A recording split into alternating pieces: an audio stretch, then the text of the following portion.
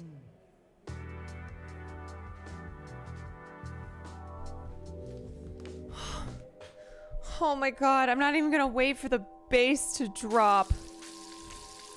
I'm just gonna do it. I'm not even gonna wait for the bass to drop. I'm just gonna do it.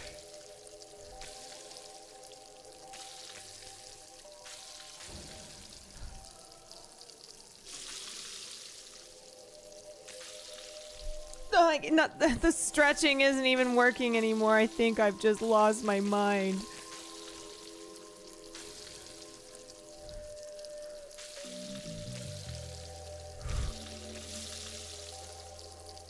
Please, please, please. Please, you piece of shit. Please, you piece of shit. Don't you fucking dare just cook already. God.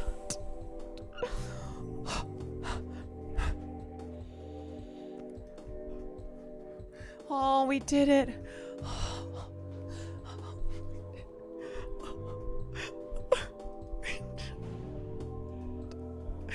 I feel like I could cry. There's still 6 that are hungry.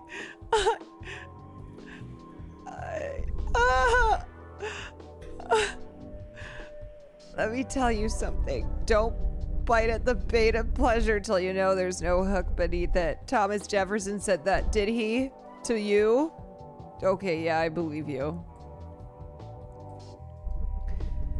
Wish I could have tried my hand at poultry prepping. I'll make you something. It's not my fault I cut my left hand off when I was 12. I was bored.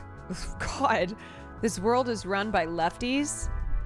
Actually, is the Saint of 6 Stomachs left-handed? Not sure. Can you check when you're up there? Finally lay this to rest. Yeah, I'll do that. I got you. I figured it out. Okay, I'm sorry. I'm just blasting through this. What is this? That is disgusting. That is vile. Oh my god, it's a 6-sided. No way. No way. No way. Oh my god. It's a demon meat cube.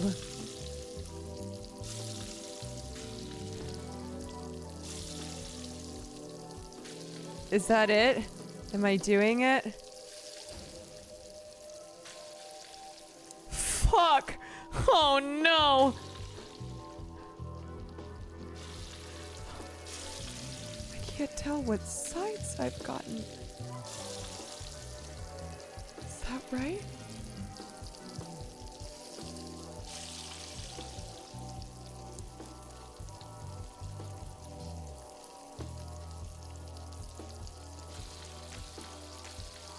I can't tell. Come on. Okay. Okay. No! Oh my god!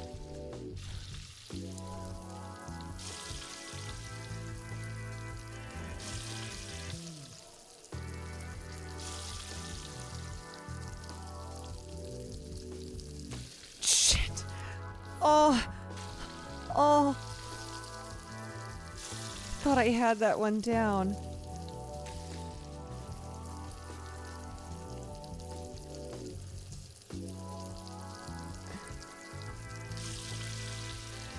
Okay.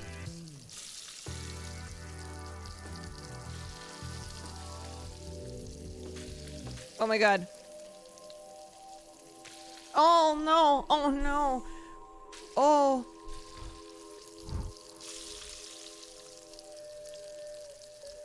Come on. Come on. Come on. This demon cube.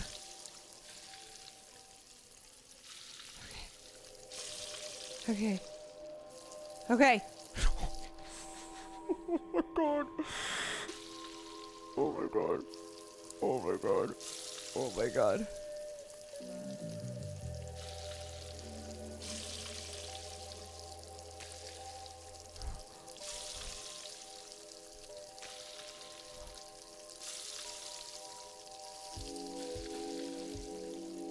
Oh my god. Please. Nope. Okay. Okay. Okay. Yes. Yes. Yes. Yes. Yes. Yes. Oh, wow. Thank you for the backflip. Thank you so much. Thank you. Been working on some music? Great. Give me your mixtape. Bingo. I use a lot of reverberant clucking for the percussion. I hope this will be the catalyst in reconsidering the ban on poultry. Or at the very least, it could compel the government to clarify how they handle the chickens that are sized. Rock on.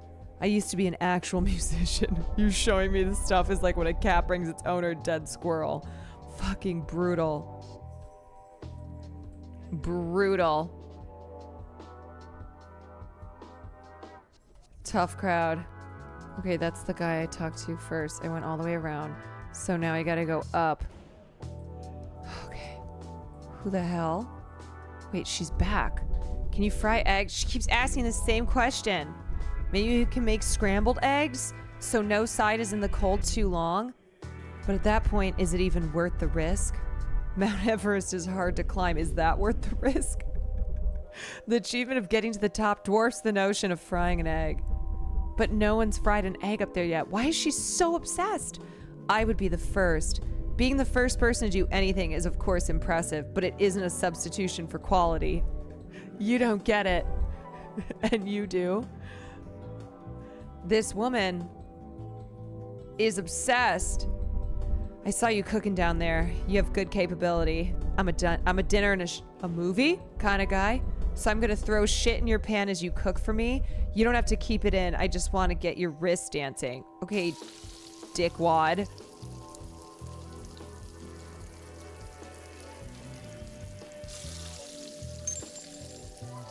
Okay, that was a bullet. There was a bullet, you dick.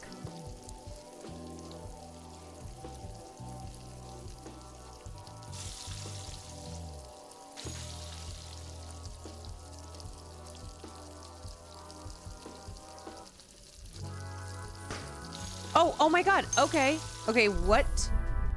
Whew! The way you flipped that pan was aggressive? I don't appreciate that. I don't appreciate you. When the bass drops, kill yourself.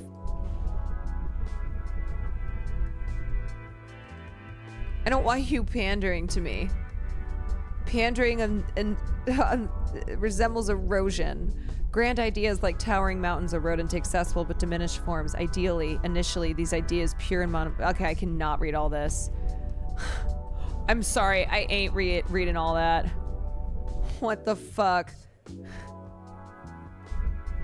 The hiker navigates the mountain's original rugged terrain, though seeing less, grasps its true nature far beyond any canyon, bitch.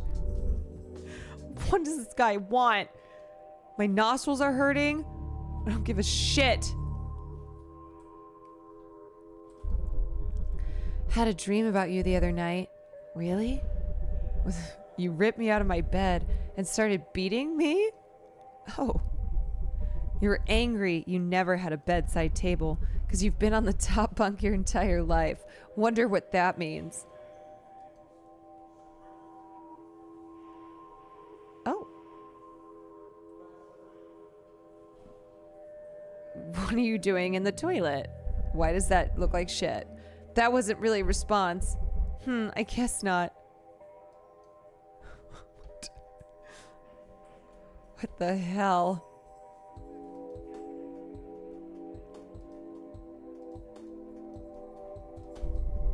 I assure you we can reconfigure the toilets if needed. Oh, thanks. All good. Yeah, okay. I don't even want to feed them. I'm far beyond uncomfortable. Yeah, me friggin' too. What the hell is this? Oh, I have to friggin' bullet. Oh my god, it's gonna explode. Oh no, it's gonna explode! And it knocked the thing off. Oh, fucking. Okay. Oh, shit. Oh my god. How does she do it? How does she do it? How does she do it? Holy shit. No! No, you piece of shit!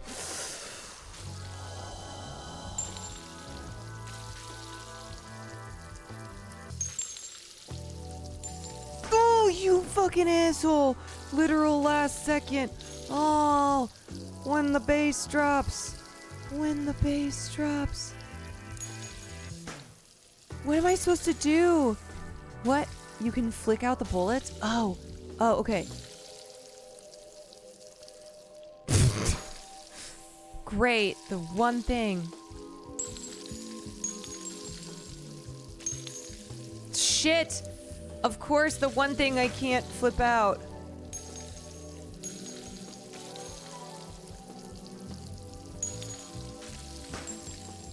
God damn it. Oh my god. Oh my god. Okay.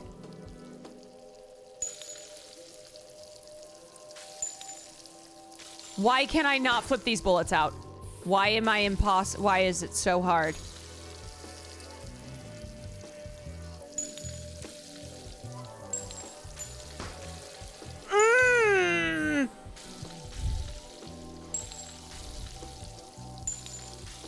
Okay, there's one. There's one, thank God.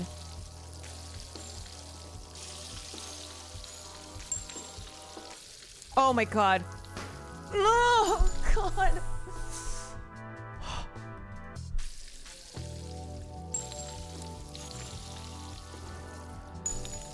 Of course, it still ends up back in, because why not? Okay, that's good. That's good.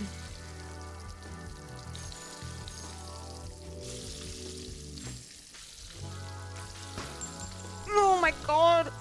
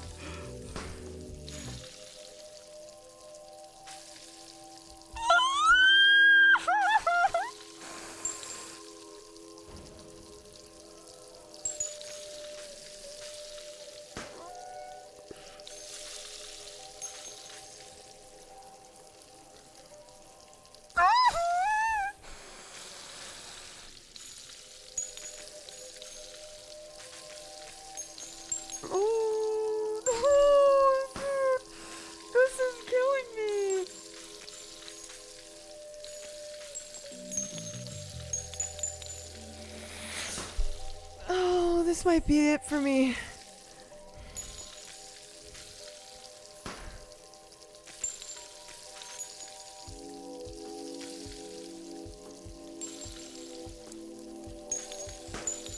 I don't know. I think I'm at 1:30 in the morning. I think I'm cooked. I think I'm cooked. I think I can't. What did I think? I was just gonna fucking. I can't. I am like brain damaged. Oh my God. Oh my God, please. Please. Please.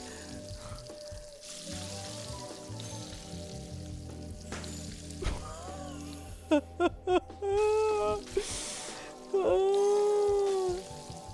don't know how I just did that.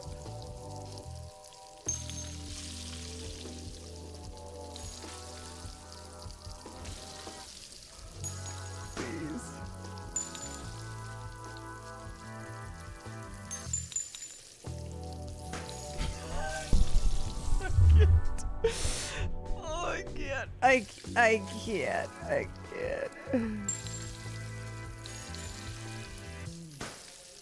can't. It's so hard. I'm trying to get the fucking bullet out. I'm just flipping it so hard now. Why are they all on top of each other? I don't know. I'm dead. I'm dying. I'm dead.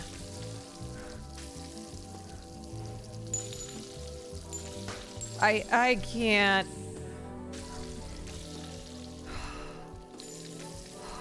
This is causing me I'm disturbed.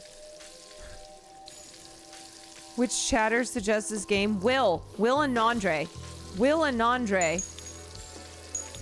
Will and Nandre. That's who did that.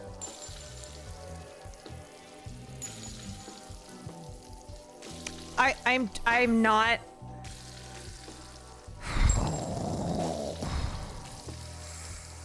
Oh, it's like I can't have. They just send new bullets in though. I don't know. No! Oh.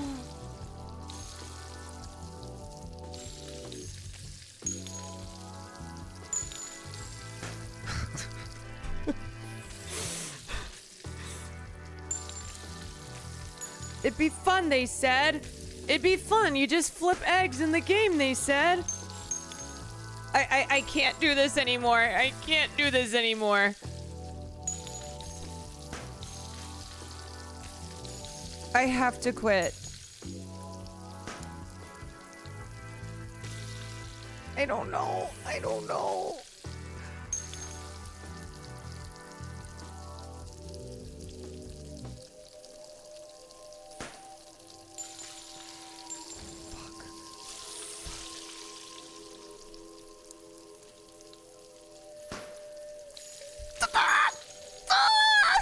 I'm in so much pain. I'm in so much pain.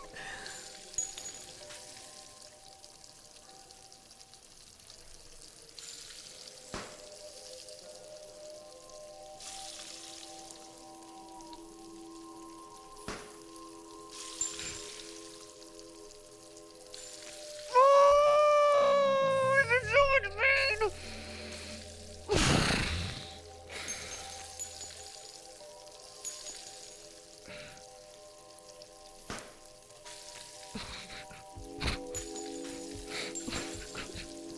Oh my god, this is out of control. I can't do this. It's so stupid. It's so stupid. Okay. Please.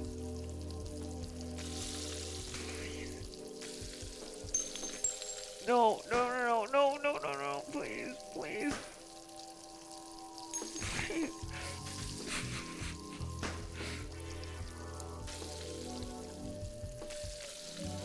Oh my god. Oh my god, please. Oh my god, please. It's gonna blow up. I can't. You guys, I can't do it anymore. I literally can't. I can't. That was so fucking insane. That was so insane. That was such bullshit. That was such fucking bull. There's 3 bullets. There's 3 fucking bullets. Jesus Christ. Oh, Sky, thank you. Thank you for the 5. Oh my god. I'm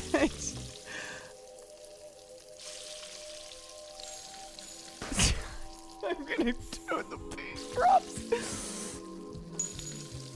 Oh my god. Oh my god. I don't think I've ever been. I don't think I've ever been losing my mind as much. I think I can't. I think I can't. I don't think I've ever lost. It's like it's multiple. It's multiple in. What the fuck are you supposed to do? What's this game called? This game is called Evil. That's what this game is called. Please. Oh my god, I'm gonna kill myself. In the base. In the base. Dropping! I can't! I can't! Oh my god! See, and then there's just like multiple bullets that explode. What? And then it's like, what are you supposed to do? What is a girl supposed to do? Obscure leftist, thank you for the 5. I am actually, this is like waterboarding. This is actually torture. Okay, just calm down. Calm down. Please.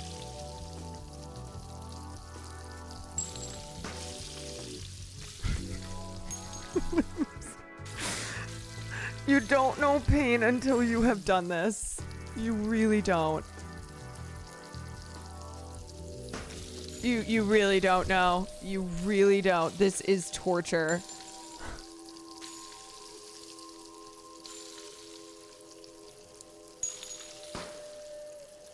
Oh my god. Oh my god. Oh my god. The bullets are the base dropping every time. Every time. I'm so upset. I'm so upset that I'm doing this. I'm literally so upset. Oh my god. Oh my god. Oh my god! Oh my fucking god!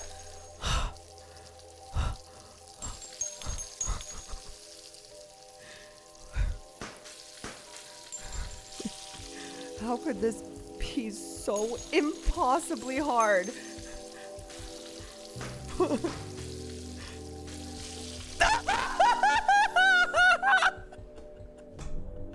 I can't! Will, I hate you for telling me to play this. Oh my god.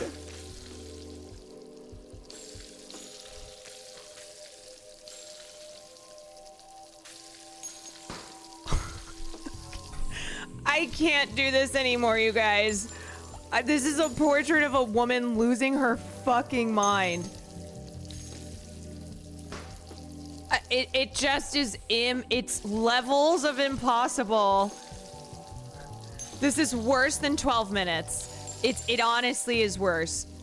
I can officially say it's worse than 12 minutes. It was chill, and it was so chill, and now it's so not chill.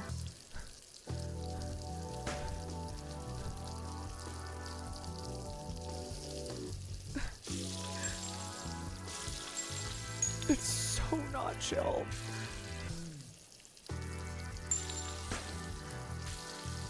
It's so not chill.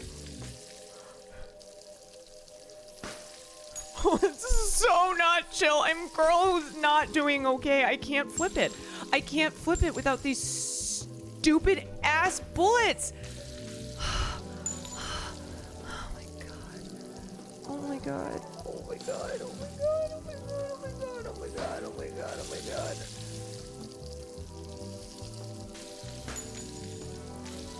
God!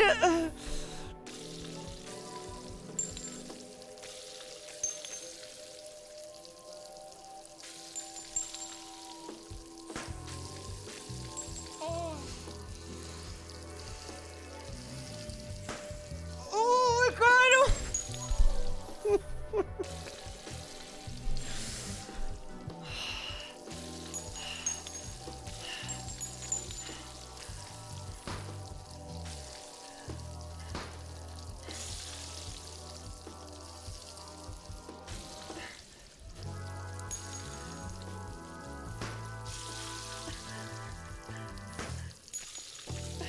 I have to flip this bacon. I have to flip this bacon.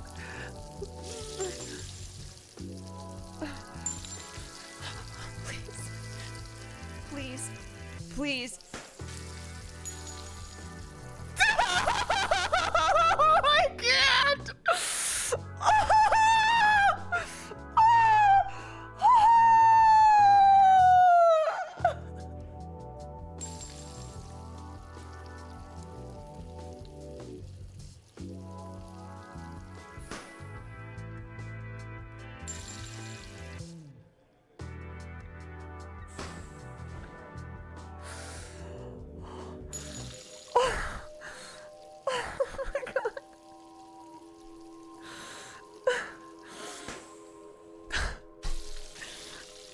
I'm so devastated. I cannot even breathe.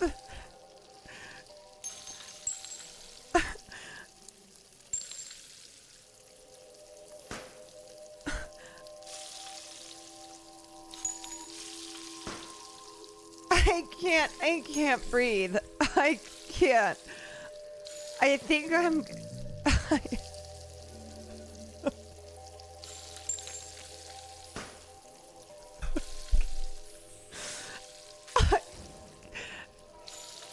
I'm just not... I cannot do this. I honestly think I have met my total match. I think this is the game that's broken me. I would literally take 12 minutes. Maybe I wouldn't. I don't know. Maybe I can't remember. I don't know. It might be. It might fucking be though.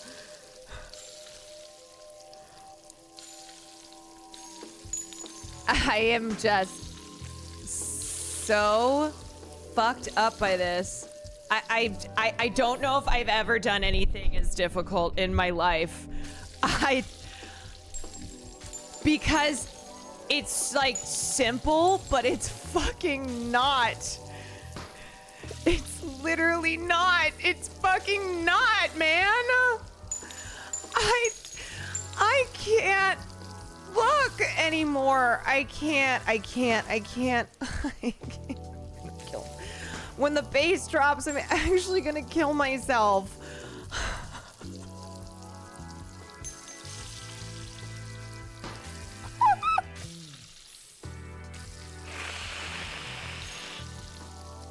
Oh my god! Oh my god, please, please, please, please, please. Okay, come on, cook, you fucking bitch. You stupid. Okay, okay, flip. Ah, okay, okay. Okay, now. No, no, no, no. No, okay. Okay. Oh my god. Oh my god. Oh my god, please. Please.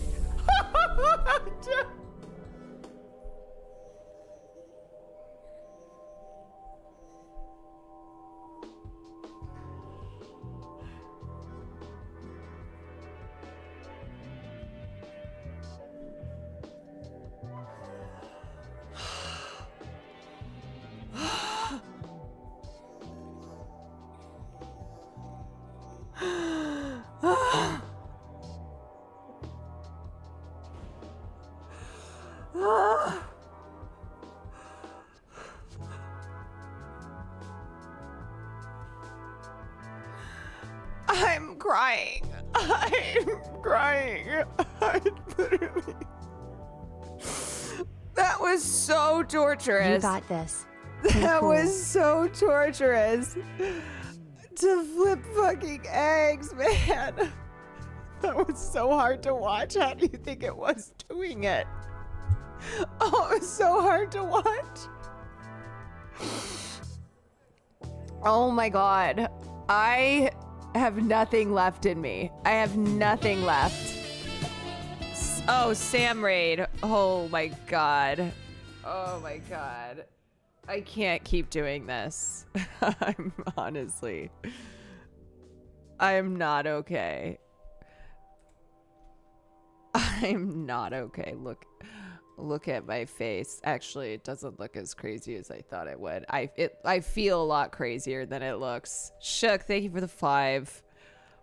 Paisley, I feel internally insane. Paisley, thank you. Oh my god, I just cannot fucking believe that. Cyril, thank you for the 19 months. You guys, how many am I even? I have enough. I have enough. I can't finish this. I can't. I'm sorry with the inmates. I can't have my... I can't get a special achievement.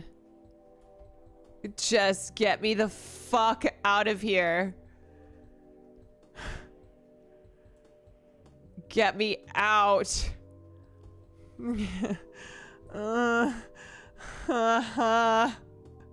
Are you kidding me? The bass dropped a mil... Who are these people?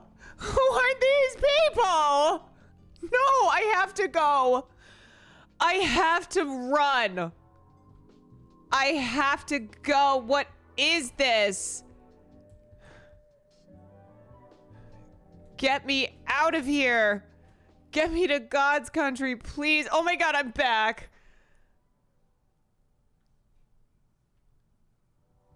I don't care if they're starving. I don't care if they die.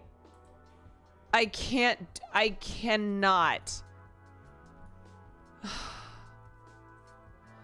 I'm just gonna go to the guy. They have secrets? What does that mean? What secrets? Not leftist of you? Yeah, I'm fucking MAGA now, okay? I'm fucking MAGA. Oh my God, you're so close. Oh my God.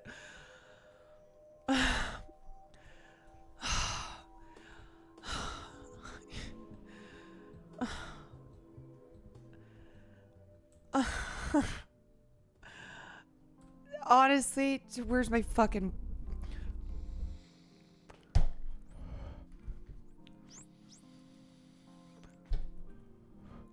Is this dead?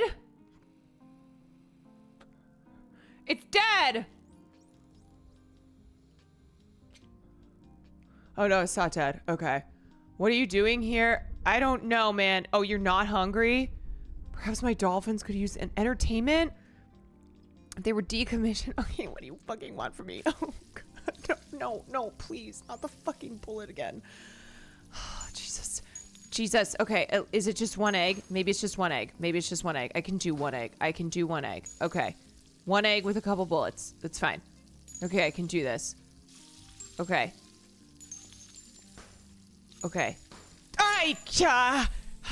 Hi. Sometimes it pops it out and I don't know why. Sometimes it pops it. Die!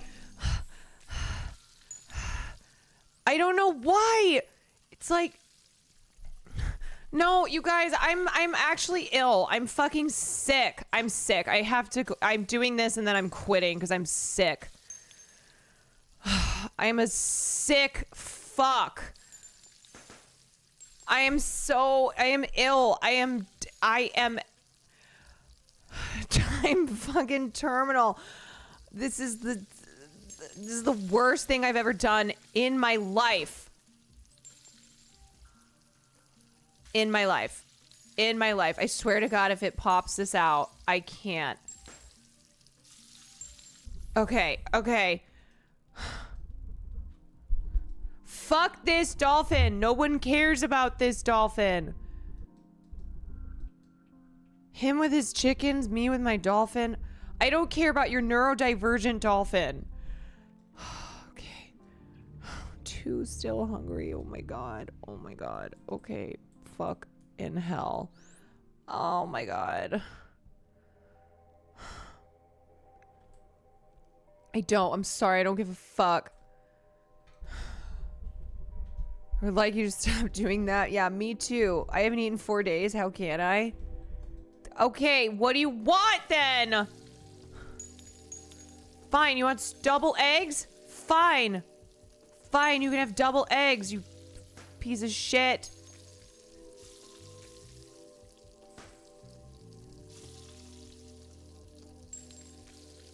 I just flipped the egg out.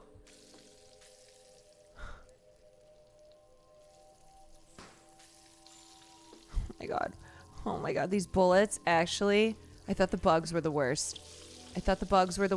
It turns out they're not! IUV, thank you for the gifted phobia. Thank you for the 16 months. Oh my God.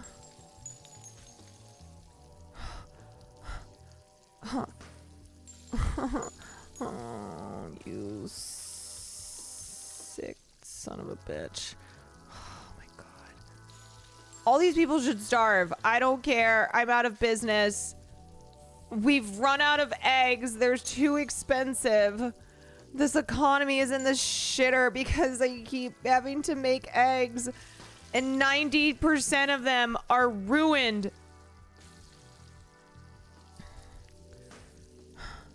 Fry faster, please. Please fry faster.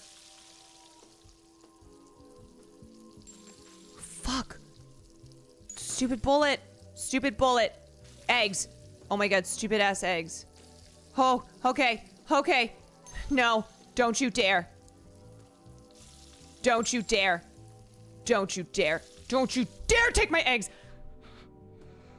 Okay. It was entertaining and illegal. Okay. So this will be a one-time thing.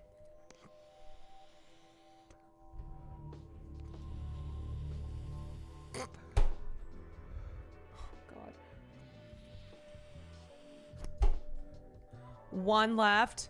Oh my god. Okay. Okay.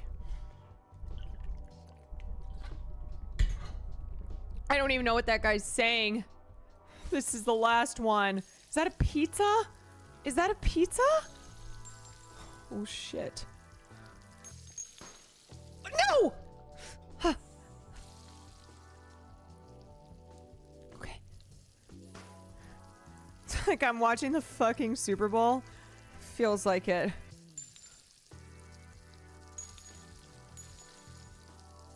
Is this cooking? I don't know. Oh, oh my god. Okay. Okay. Yeah. Yeah? Come on, this has to cook. Come on. Oh my god. Okay. Okay, I did the stupid prison. I did it, motherfuckers. I finished the prison. Okay, now I can leave this hellhole. Get me away. Get me out. Let me go. Where? You are an inspiration to us all. I shouldn't be. Exit, exit.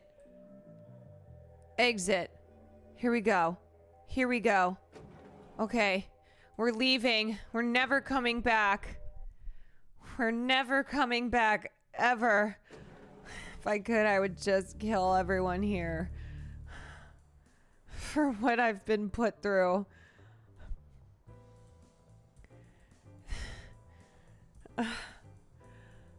I can't believe this happened to me. I can't believe it. Was anyone even losing their... Where am I? Is anyone even losing their minds? Like I was? Okay, I gotta go this way. Oh, my fucking cigarette.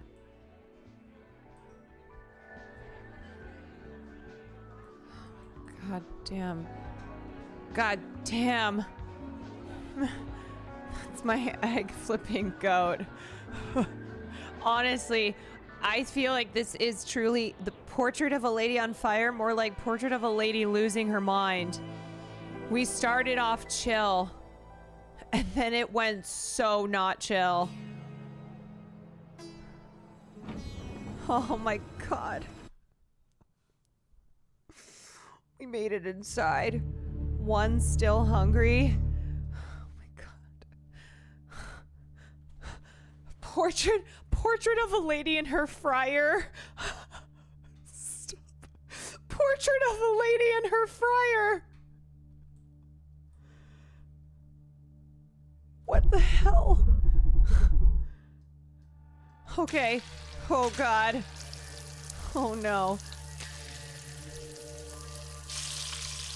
Why do I feel like this is about to be hell? Is that a potato? I don't think so. Okay, there's one. There's one. Get off. Okay. Okay, it's fine. Alright, that was a bad batch anyway. This has to be cooked. Okay, great. Oh my god. Oh my god. Okay. Keep it together. This is simple. It's It's gonna get harder. So if you can't do this, you are such a worthless piece of shit. You have no idea. You have no idea what's coming. Okay. All right, there we go. There we go. Being mean to myself works. Okay. This is ultimate test. Yep, see? That was literally the first level. We started off with 2 eggs. 2 eggs. 2 eggs. Okay. There we go. Let's cook these 2. Okay. Okay. And now I just gotta flip. Great. Oh, great. Okay. We're in it. We're in it. We're fucking in it. Okay. Because it's only gonna get harder. Okay.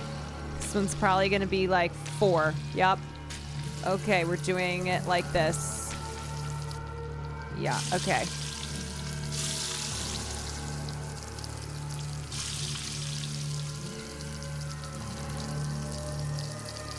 Oh my god. Okay, fucked up. Okay, it's fine. The pan is crowded. You just gotta take her easy. You just gotta take her so easy. Okay, just one at a time. You know what? That's good. Okay. Okay.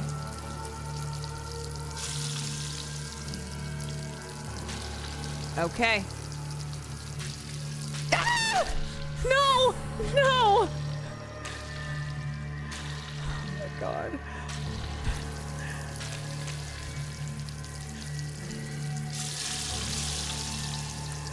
Okay. It's fine.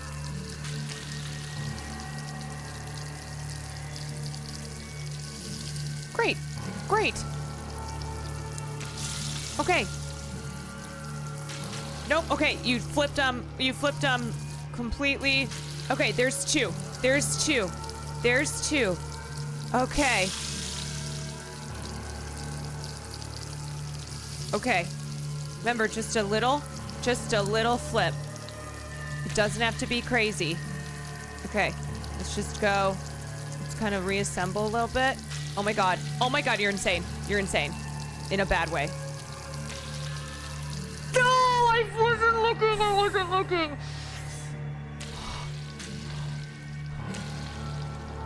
Oh my god.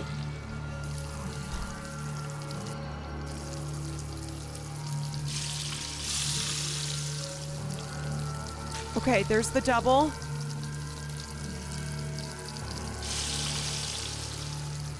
There's the double. There it is. Oh my god, there it is. Oh my god. Oh, holy shit. Okay. All right, what do we have here? 1, 2. There's no way. No way. Oh my god. This is fucking insane.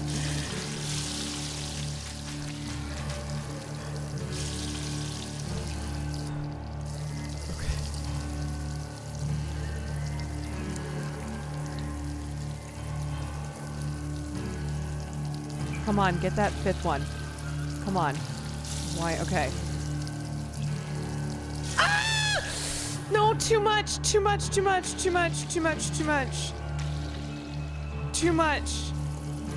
Oh.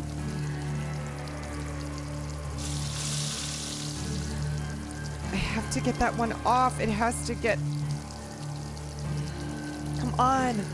There we go. Okay. Oh my god.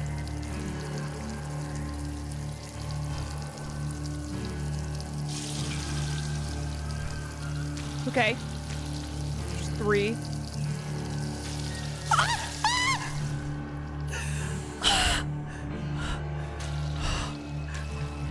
Oh my god. It's fine. It's just one more than 4, which you already did. You already did 4. You can do this.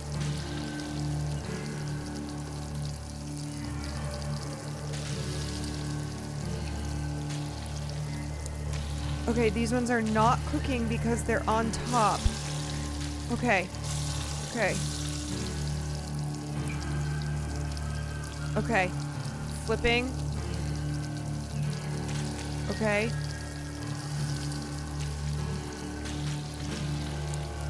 Okay.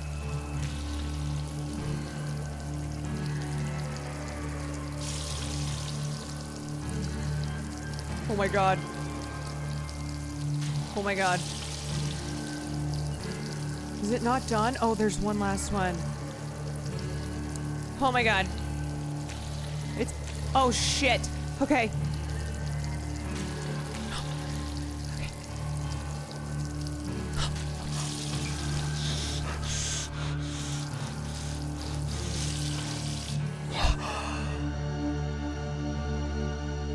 Oh my god.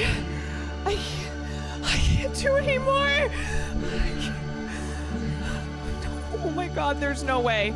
There's no way. There's no way. 6? It's impossible.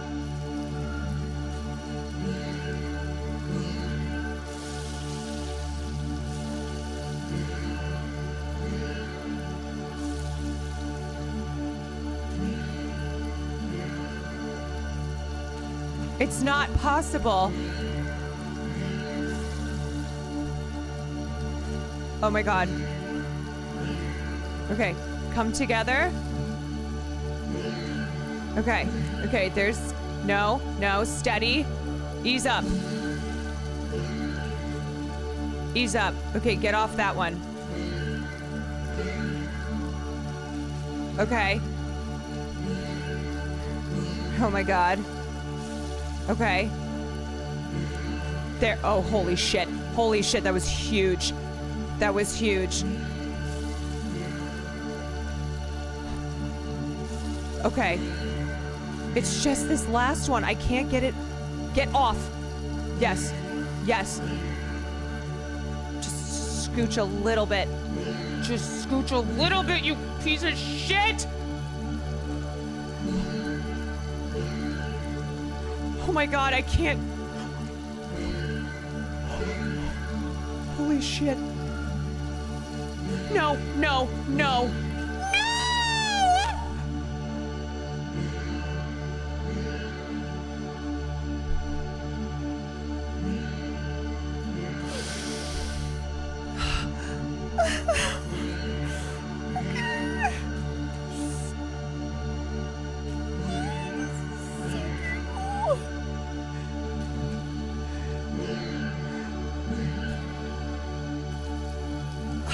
I can't believe that.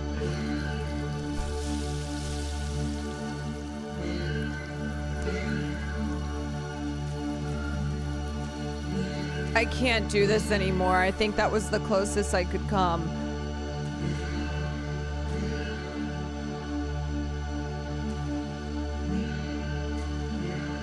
I think that was it.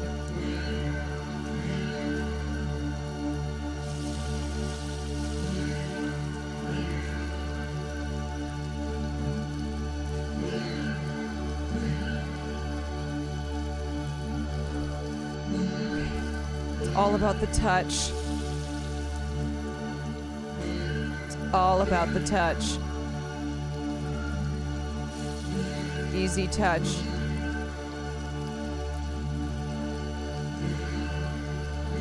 Easy. Easy.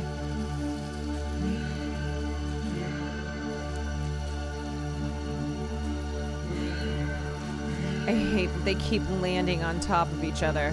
They keep landing on top of each other because there's not enough room in the pan. Okay. Okay, flip, flip. Okay. Okay, this one hasn't even cooked at all. Okay. There we go. Okay, come on. Come on. Oh my god. Oh my god, I just squeezed my butthole so hard. Oh my god. Oh my God. Oh my God. I just clenched my butt cheeks. Oh, no, no. Holy shit. Wait, what's happening? We're just doing one? We're just doing one? Okay. I can do that. Right? Is that it? Is that it? Okay. Okay. Hello? Can I leave, please?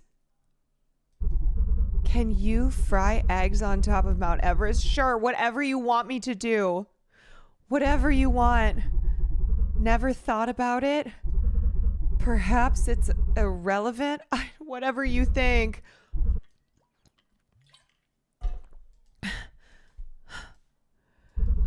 Listen, Jeff Bezos in a glass jar, can you just let me the fuck out of here?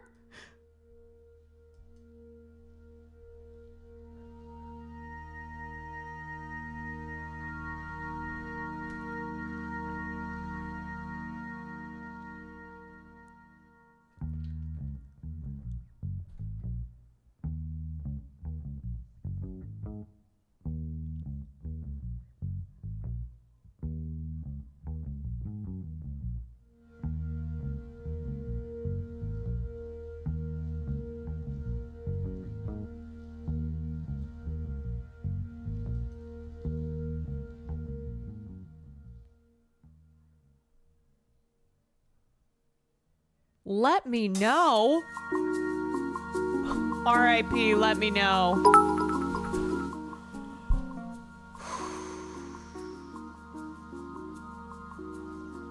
Holy shit.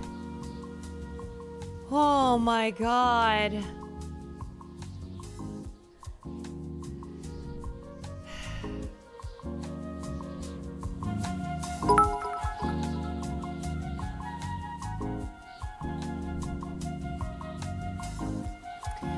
Ice Chest and Local Brute, thank you for the bits. Holy shit.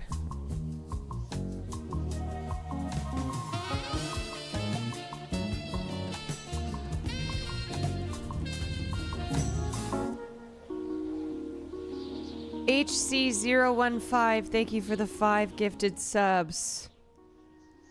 Yeah, can you imagine if that was just the tutorial? Can you imagine? Can you fucking imagine? It is 2 a.m. I have been through hell and back. Wait, what is this? No. What? No way. What is this? I thought it was over. What the hell? No way. Lups13, thank you for the 5 gifted subs. Are we about to see if you can answer the stupidest question? Cooked on both sides, as always. Yeah, I think the challenge is, can you make it up Everest? Absolutely beautiful. I think that's the question, you know?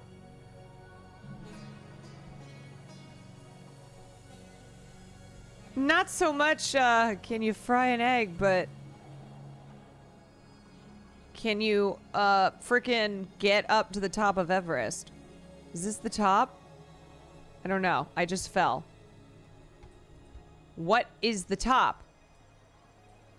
Yeah, this is like the hell. This is like peak hell on steroids. Okay, I'm stuck now. I'm stuck in this crack. Oh, wait. Can I get out? Nope. I am stuck. Okay, I'm out. Okay.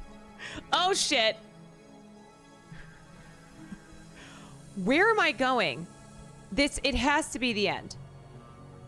Am I going up here? Is this the peak? I don't know. Is there something up ahead? I can't see. I thought this shit ended. Why is there one last challenge? What What? Where?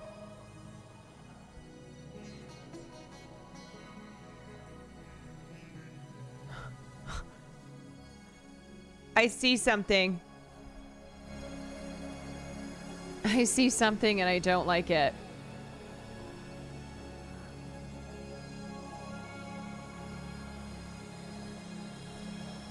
I'm gonna guess it's a frying pan. No, it's a chicken. It's a fucking chicken?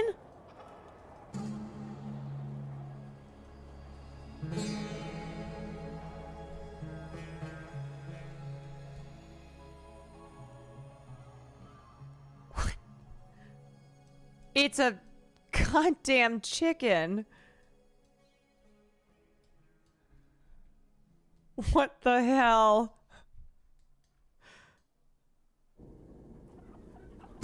Okay, now it's over. Oh my god.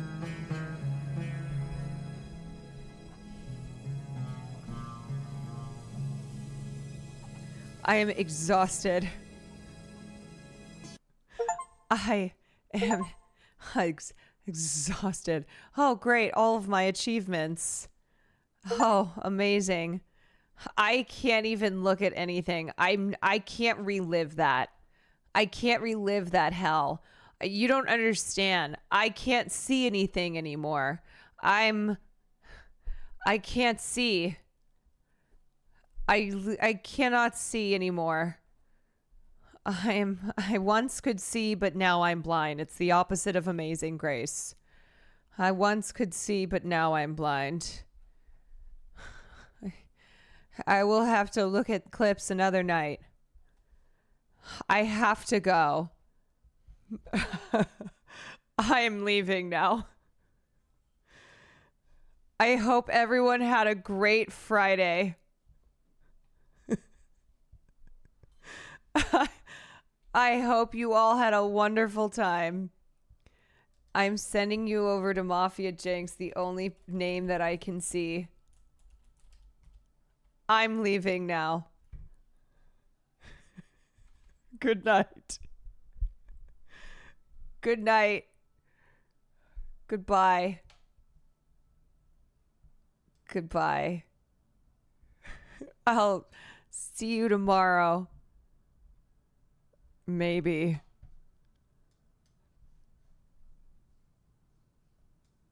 Goodbye.